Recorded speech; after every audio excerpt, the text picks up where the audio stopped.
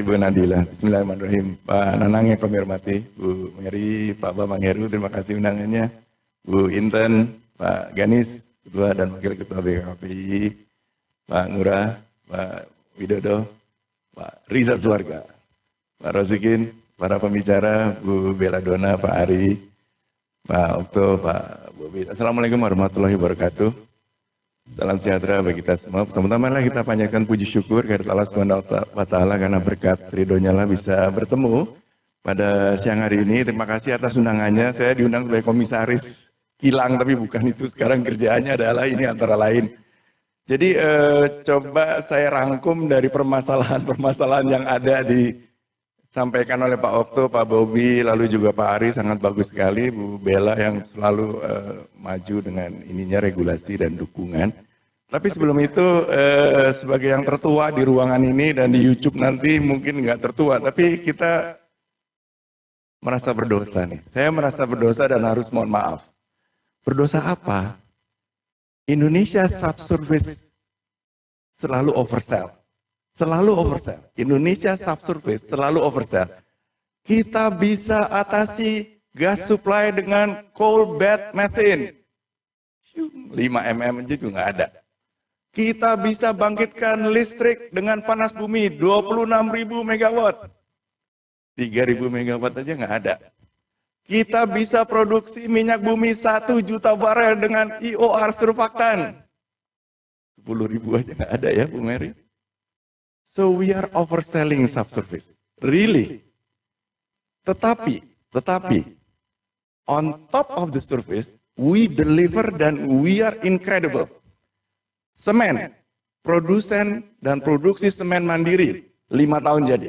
Pupuk, pabrik pupuk, produksi pupuk, kemandirian 10 tahun jadi. Biodiesel, we are the biggest in the world within 10 years.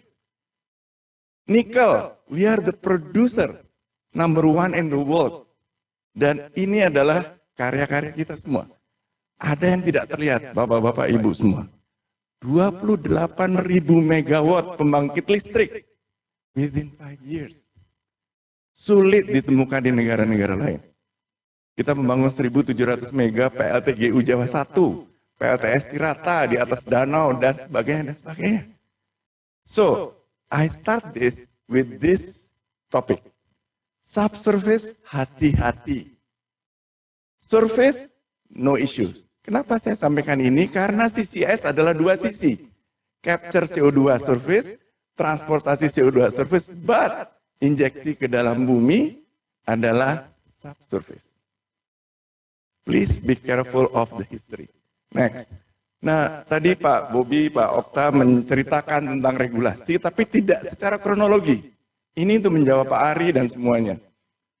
Saya ceritakan secara kronologi, karena kebetulan bersama-sama Pak Nanang di Kementerian ESDM. Kenapa kok kita masuk ke CCS? Why did we go to CCS? Bukan Pak Ari, bukan NDC, bukan COP, bukan NZE, zero emission. No. It was not the purpose of CCS. Indonesia masuk ke CCS karena 3 proyek. Masela, shareholdernya bilang harus ada CCS. Tadi udah ceritakan sedikit sama Pak Okto. Kedua, Saka Kemang harus ada CCS. Ketiga, BP, Bintuni harus ada CCS. It is not the Indonesian government request. It is the investors request. Jadi CCS itu sekali lagi ya, bukan ide-ide orang spektakuler seperti Pak Triharyo, Pak Nanang, Arifin Tasrif. No, it was the investors push to our government. Sehingga mulailah kita menyusun regulasi. Gimana caranya kita mengabdop kalau para shareholder migas minta CCS. Jadi investasi migas lah pendorongnya. Karena harus Pak Menteri Arifin Tasrif meningkatkan produksi migas. Itulah penyebabnya. Jadi kami menyusunlah yang tadi diceritakan panjang lebar oleh bapak-bapak dan ibu, MRV. Bagaimana kalau kita injeksi di existing WK. Lalu kedua, Bu Belladonna ada cerita tentang ISO. Itu kita susun untuk menghitung berapa sih CO2 yang bisa diinjeksi, berapa yang bisa dikurangi, karena 2 dokumen ini yang pertama dan yang ISO adalah diperlukan untuk plan of development-nya Pak Okto. Karena BP Migas atau SKK Migas harus ada regulasi untuk menyusun PUD dan ada perhitungan pengurangan emisi yang diminta oleh shareholders dari masing-masing investasi migas. Bukan Bu Siti Nurbaya, bukan rapat COP, bukan NDC, bukan.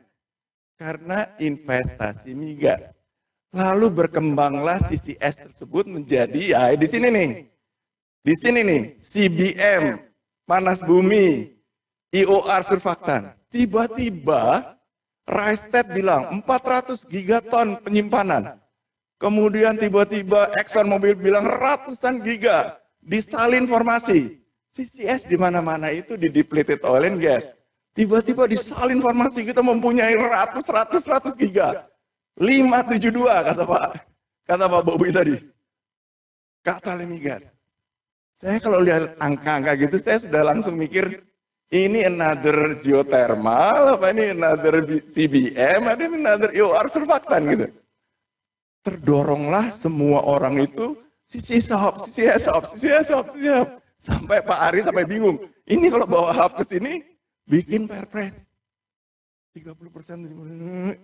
So, again ya, di sini masalahnya adalah oversell. CCS salin formation oversell. Menurut saya, from my long history. Nah, tetapi oke lah, perpres dibuat karena Pak Arifin tidak boleh memberikan WK CCS bila tidak diberi otoritas oleh Presiden. Buatlah perpres yang 2024 tersebut. Saya tahulah. Cuma di dalam itu kita sisipkan salah satu pasal yang penting buat proyek-proyek yang sudah jalan tadi. Saka Kemang, Masela, Bintuni, dan sebagainya. Yaitu bahwa CCS is voluntary market, saya kotakin merah, dan CCS can be tradable outside the country. Jadi tidak menjadi $2 PLN RIC ya. Oke, dari situlah saya mulai sekarang. How do we sell? How do we sell carbon credit? Pertanyaan Pak Ari juga. How do we sell? Ini caranya. Untuk menjual, next, kita harus punya metodologi. Metodologi di dunia sangat banyak. Ada Vera, ada tadi Bu Belladonna said about BSN ISO. Ada joint crediting mechanism. Doesn't work yet. Not working yet. Yang ada adalah ini. Next. Jadi Bapak-Bapak Ibu, Bu Mary, Pak Awang, dan Pak Nanang, tidak ada metodologi untuk CCUS. Tidak ada. Yang ada hanya carbon capture storage tok. Kenapa? Karena itu tadilah antara, nggak usah cerita panjang lebar artikel 6. Tapi poinnya adalah, we cannot sell CCUS credit. Di antara proyek PHE ada 2, Gundi dan Sukawati. Only Gundi can do. Jatibarang cannot do. Sukawati cannot do. Ya dah, kira-kira begitu ya. Oke, maju. Nah kembali, kalau dalam menjual, inilah pilihan kami. Dari sekian banyak metodologi yang ready, pertanyaan Pak Ari tadi, ekosistemnya penjualan. This is it. Qatar Global Carbon Council. Next, Pak Riza adalah kepala ketua chairman IDCTA. Cepat sekali. Terima kasih ya Pak Riza. Sign agreement. Indonesia taken dengan Global Carbon Council. Cepat. Sekarang Pak Riza sebagai Riza akan membuat MRA. Recognition Agreement. Mutual. So move very fast. Oke, silakan Pak Riza kita jalan terus. Next, kalau sudah ada ini, apa yang kita lakukan? Global Council ini, next saya ceritain sedikit ya. Maju. Jadi mereka sudah sangat berpengalaman, 1.500 project dan sebagainya. Next. Terus juga udah Korsia yang lainnya, tapi CCS belum. Sudah sejak 2021, next, cepat aja. Nah, gini cara jualnya nih Bapak-Bapak Ibu. Gini cara jualnya. Akan ada 2 sisi. Satu adalah project owner, yang kedua adalah project supporter. Project owner misalkan PHE ingin menjual kreditnya untuk Gundi. Project owner adalah pembeli karbon kredit. Tadi Pak Ari betul, yang ditaruh adalah kreditnya. Jadi bukan CO2-nya dikirim ke hub. I'm not supporter of that actually. Anyway, jadi kalau kita menjual kredit, itu ada sertifikasi kredit yang harus di-verify, kemudian diperjualbelikan. Inilah skemanya. Next. Nah, this is the flow. Pertama kita harus register, pilih silakan, mau JCM boleh, Vera boleh, apa aja boleh. IDCTI, Pak Riza, pilih GCC. We think they're a good organization dan udah proven. Kredit yang mereka issue laku. Ya, jadi kita akan register, lalu kemudian verify secara paralel. Bila sudah diregister, masuklah ke dalam S&P Global Registry supaya tidak double counting. Juga demikian apabila sudah dijual, masuk dalam Climate Action Data Trust, CADT. Ya, bagaimana caranya? Ini next. Jadi kami harus menyusun namanya PSF, Project Success Framework, masukin register, itu template Excel-nya ada 25. Masukin satu-satu dan kita harus verify oleh verifier. Masuk nanti dicek oleh verifier, kemudian dicek oleh Global Council. Next, apakah Project Success Framework tersebut? Ini datanya. Ini udah nggak main-main, Bapak-bapak Ibu. Ini udah bukan main-main lagi. Itu ada segini tebelnya.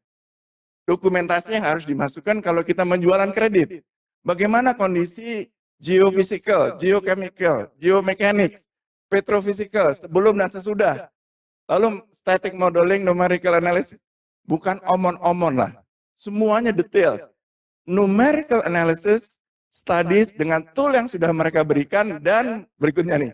Dan dengan data laboratory. Di Center of Excellence CCS ITB, Pak Riza udah berkenan datang, ada 4 lantai, 2 lantai isinya lab semua. Coring daripada hasil drilling masing-masing well, harus dicoba CO2-nya akan lari kemana. Nggak bisa, cuma angka-angka doang. So that must be done untuk menghasilkan ini. Next, verification by verifiers. Jadi kami sudah bekerja sama dengan ini, insya Allah terima kasih Pak Riza. Ini akan menjadi verifier kita karena verifier ini adalah recommended by GCC. Nggak banyak nih. Ini perusahaan-perusahaan jasa yang kita harus juga develop. Singkat kata, terakhir. Next. Berapa harganya? Untuk mendaftarkan project, $4.000. Nggak mahal. Lihat sen-sennya. Tadi Pak Okto dan teman-teman di SKK sedang berpikir VVV, royalty. Coba lihatlah angka-angka ini. Sebagai contoh, apabila kita sudah berhasil registry dengan tadi PSF yang rapi, dengan verification yang rapi, jasanya 24 sen. Jasanya. Oke, kata orang bilang, oh kreditnya $2. Nggak tahu. Kalau Bapak Ibu tanya saya berapa? Because we will be the first in the world untuk penjualan karbon kredit di Bandung akhir tahun. Next. Boleh aja ya ngasih semangat gitu ya Pak Riza ya. Jadi insya Allah Bapak-Bapak Ibu, kita sudah meregister 2 proyek, sedang berjalan, belum PHE, ini jualan ke Pak Nanang Bu Mary. Kalau PHE mau silahkan, kita bisa 3 proyek. Pada akhir tahun, insya Allah, registry selesai, dan pada saat registry, itu paralel si calon pembeli sudah ikut. Jadi tidak berarti nunggu kita jualan, dia sudah ikut dalam proses registry sehingga transaksi selesai registry approve bisa terjadi. Kalau Bapak tanya, berapa harganya Pak Hengki? Nggak tahu. Bisa jadi nggak? Nggak tahu. Nggak tahu Pak. Karena kita pertama di dunia. Saya tutup dengan website saya.